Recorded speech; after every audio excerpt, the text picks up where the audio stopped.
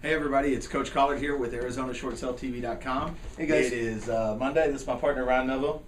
It's Monday, just a couple days after the Texas Longhorns lost to the I thought you Aggies. were talking about Thanksgiving. No, well, I'm Thanksgiving is football in I'm Texas. still hungry. I'm still full. I was eating leftovers all through last night, and I think You were going to say hungry, but then you said full. I thought you were going to say hungover. So. Yeah, no, not this year.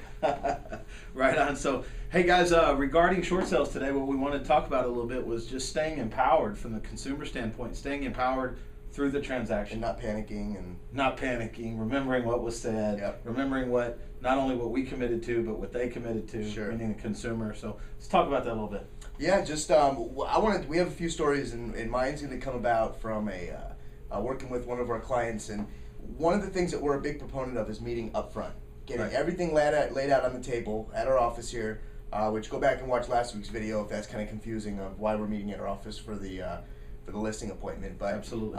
Our goal here is to get everything out on the table, answered up front, because 2-3 months into a process, when we start getting approval letters and counters from the bank and all these questions start coming up about deficiencies and how we're going to handle tax issues, and all that stuff seems to come up. And what I'm finding out is that even on the clients that we do meet on the initial, we get that all out on the table. They don't remember, maybe they're not listening to us, but I call it the black hole factor. yeah, they're coming back with the same questions and same concerns that were already addressed and already squashed months before. And Yeah, and what we got to share with you guys around this is, and this is just one example, we've thought through the entire short sale process. We've documented the entire short sale process. We've automated as much of it as we can.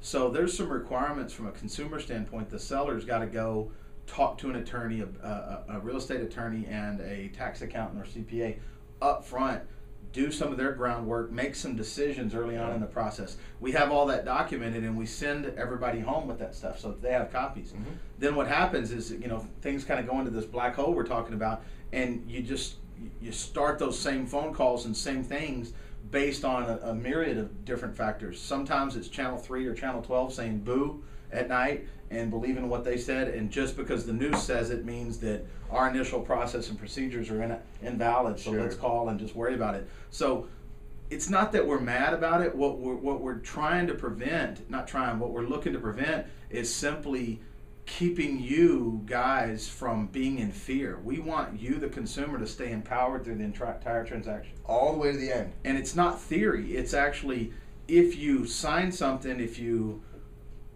pay attention to the paperwork, if you follow through with that, if you reference that paperwork and remind yourself of that, because most of the time when they call us and they go, oh, they're all concerned about something, we just simply go, well, hey, yeah, step back, go to page 2 here, read number 9, Yeah. and they'll go, oh yeah, that's right, and then we'll talk them through that, and well, I was concerned about, well, I understand all that, but it's just news and media and chatter, and so what we've got to ask you guys is just trust us, trust the process, trust that things aren't going to change or something's not going to come up that we absolutely didn't see. And trust our vendors who we hook you up with to get that real estate attorney and the CPA all up front. CPA. I mean, they went to school for a long time. They've spent a lot of hours, a lot of days and weeks and months practicing law. Absolutely. And that's why we chose to partner up with people like that, is because we trust what they're going to say to you guys. Well, and we've also built trust with them based on the fact, not just what they say, but what we know about their thinking. Yeah. They're just like us. One of the things about short sale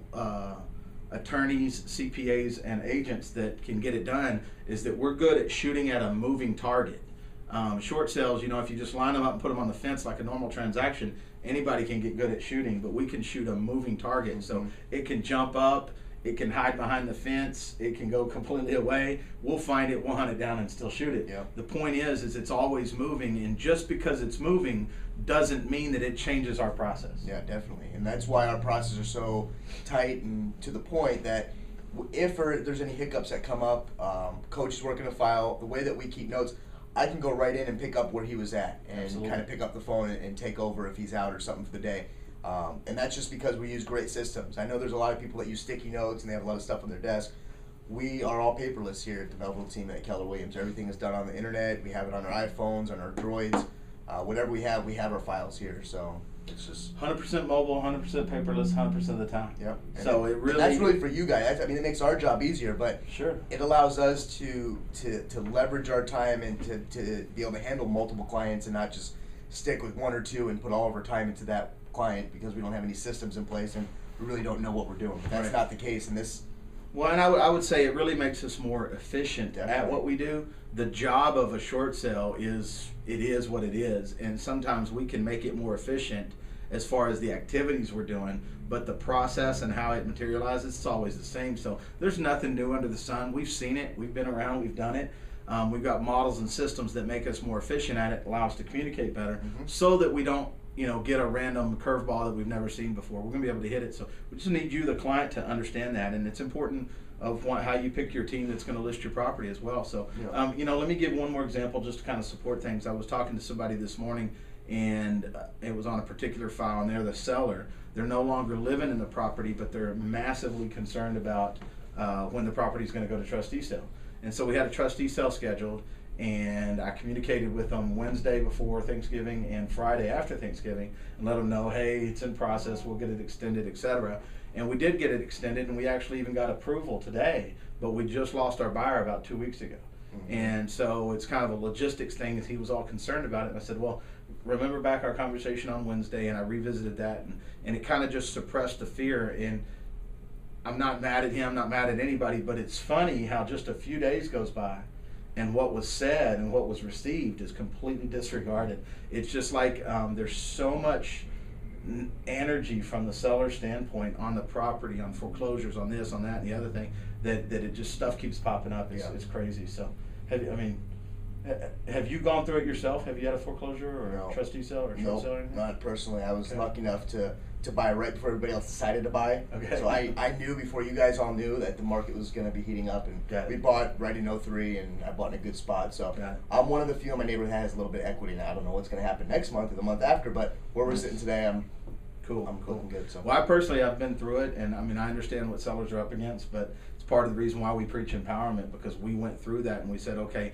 here's the things you have to be concerned about, and you got to commit, you got to stay in it. So, and can I just add something real quick? We've began using a document. We call it a seller expectation document. Yep. And this is really where you guys can go back and reference what we've agreed to. When we sign that listing paperwork, we're agreeing to represent you guys in the transaction for real estate. And when you guys sign that seller expectation document, we're signing it as well. But that's your commitment to us. That's what you are going to return to us when we're going to return to you the transaction. We're going to facilitate the transaction. But here's what we need you guys to do. And if there's any questions that come up 2-3 weeks after the listing, this is a great document to go back and start referencing and see, okay, what did I agree to and what did I sign? Because everything in there, it's basic stuff, but we do have to remind some of our clients that this is the way it works, this is what we agreed to on the front end, and this is why we're able to close so many transactions at such a high rate, is because we have these processes in place, and that's where we're at. So. Sure. Well, along those lines, I'd like to just close it out with one more thought. One of the things that we preach here is empowerment, and we've talked about it a lot, and we've kind of analyzed it and broken it down. A lot of people don't understand the word empowerment versus why I bring up the word fear all the time, and really it comes down to this. You're truly empowered when you're staying in choice.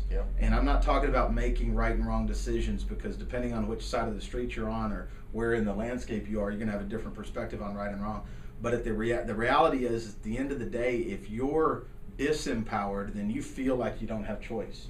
And that's the last thing we want in the transaction. So we lay out the process, we talk about how we work, talk about communications, how long it might take, how short it might take, everything, so that you can foresee decisions that are going to need to be made and stay empowered with them, so you can go visit the attorneys and talk to people you need to talk to, so that you're ready for those decisions, versus feeling like, oh, well, they called and somebody told me this and I had to do this. Well, if you had to do anything, you're disempowered, you're in fear, and you just lost your choice. And so we're going to keep you in choice, we're going to keep you empowered with better information, and we want you to stay empowered to make decisions as they come, not worrying about whether it's the right or the wrong one.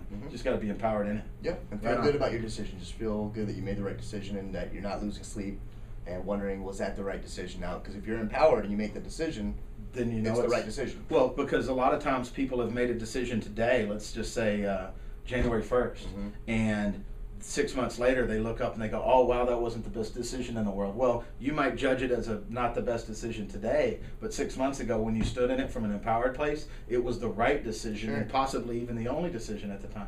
So you just got to know that the landscape changes, but your empowerment and your decision making won't. You'll just be able to work through with new decisions. Definitely. Right on. So, hey guys, ArizonaShortSaleTV.com. We're signing off. We appreciate your attendance today, watching the videos. We know you're sleepy and hungover from the Thanksgiving weekend, but got a lot of the good things coming, so we'll check you soon. Thanks.